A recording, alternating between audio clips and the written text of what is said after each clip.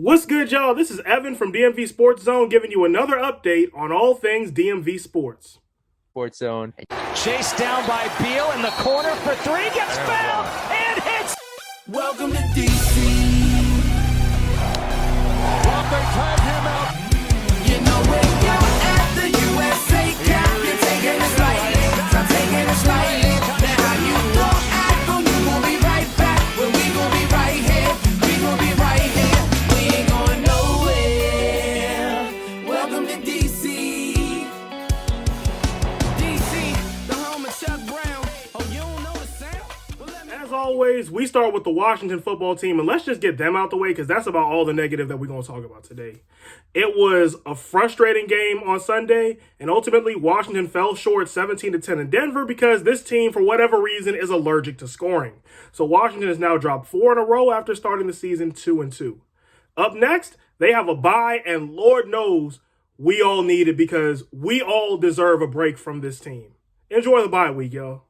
Now we move over to the NBA and the Washington Wizards. So last time the Wizards took the court, it was a thriller, it was a classic, and ultimately the Wizards came out on top, beating the Celtics 115-110 in double overtime, a game which I was actually in attendance for, as you can see here. 20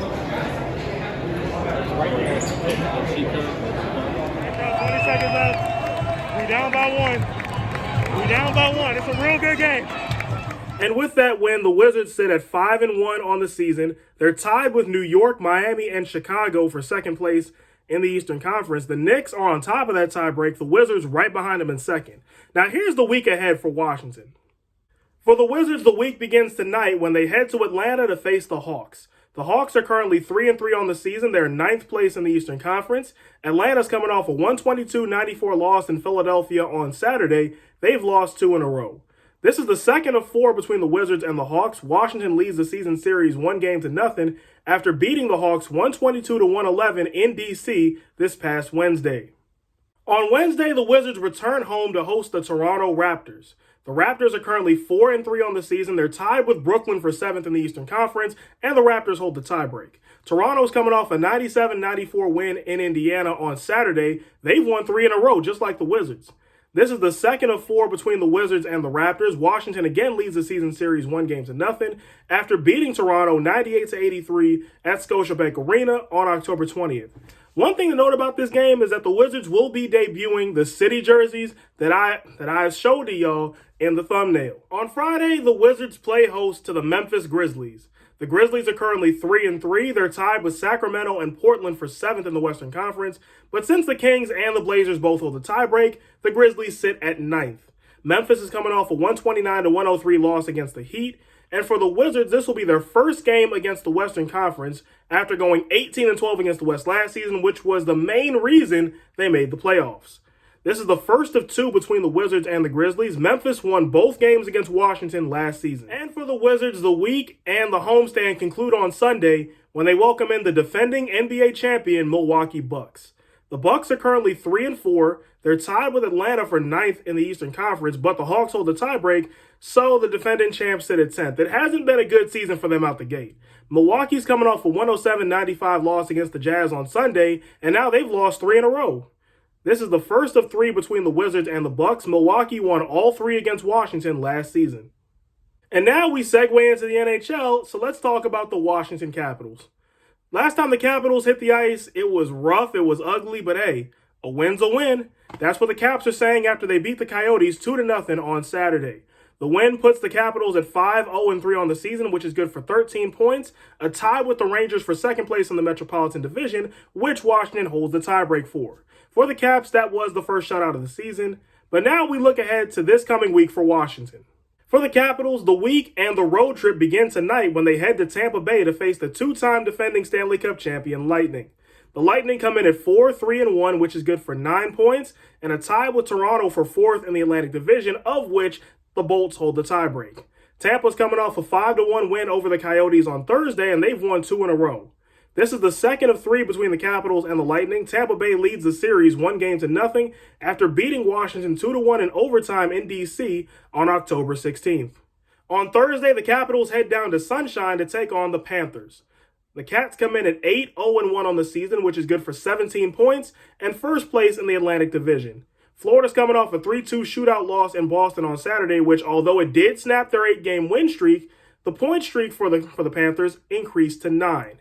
This is the first of 3 between the Capitals and the Panthers. Last time they met was 2019-20 when Washington won both meetings against Florida. The third meeting was canceled due to COVID. And for the Capitals, the week concludes on Saturday when they return home to host the Philadelphia Flyers. The Flyers are currently 4-2-1, which is good for 9 points and a tie with New Jersey for 5th in the Metropolitan Division, of which the Flyers own the tiebreak. Philadelphia is coming off a 4-0 loss in Calgary on Saturday, so it hasn't been too good for the Flyers. This is the first of 4 between the Capitals and the Flyers. Washington won 6 out of 8 against Philadelphia last season.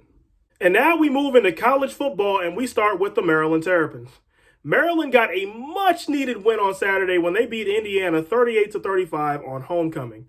The win puts the Terrapins at 5-3 on the season, 2-3 in the Big Ten, 4th place in the East Division, and puts Maryland 1 win away from becoming bowl eligible. That'll be the first time since 2016 where they accomplished that. The Terps will have their first shot at that this coming week when they welcome in the 22nd ranked Penn State Nittany Lions. Penn State comes in also at 5-3, also 2-3 in the Big Ten, but they're 5th in the East Division, and the Nittany Lions are coming off a 33-24 loss at number 5 Ohio State. Up next, let's talk about the Navy midshipmen. For Navy, it was another much-needed win as they beat Tulsa 20-17 on Friday. The win improves the midshipmen to 2-6 on the season, 2-4 in the American Athletic Conference, and boosts them up to 7th in the conference standings.